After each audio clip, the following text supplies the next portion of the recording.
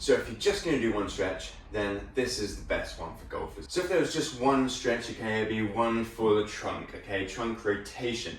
Now, if we think we need shoulder mobility, trunk mobility, hip mobility, but probably mostly the trunk, okay, when we look at the shoulders, we don't need a huge amount of maybe flexibility around the pec or lats. We don't need to get our hands up into this sort of position. It's more like this position here, okay? Sure, range of motion is needed.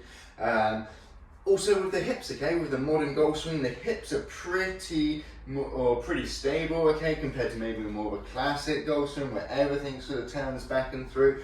But if we need a little bit more freedom, we can turn the toes, move the toe position, or even come up onto the toes, okay, raising the heel off the ground, allowing for a bit more freedom of movement.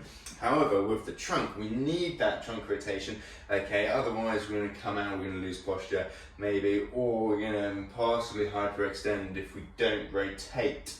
So, trunk rotation, here we go. The A stretch, okay, so we can get into our golf posture. Also with a 7-iron golf posture, left hand on the right knee, and then moving into top position and then back down without really stopping at any point. So, twisting, pointing towards the ceiling, back down, following my hand with my eyes, and then exactly the same the other side. So I'm holding onto the knees so that the hips don't turn too much, so really focusing on that trunk rotation.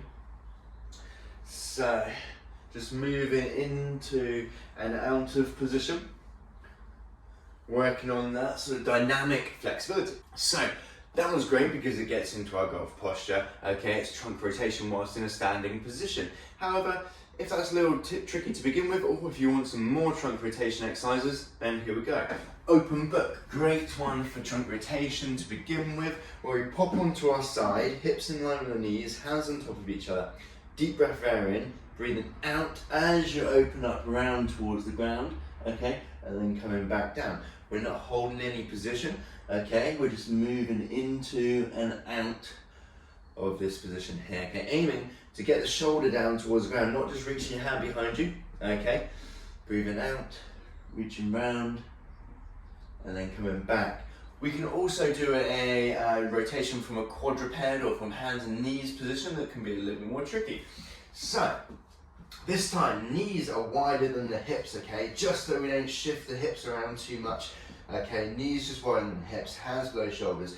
We're going to reach under and then reach up, following your hand with your eyes. Okay, pointing towards the ceiling again, and then repeat from there.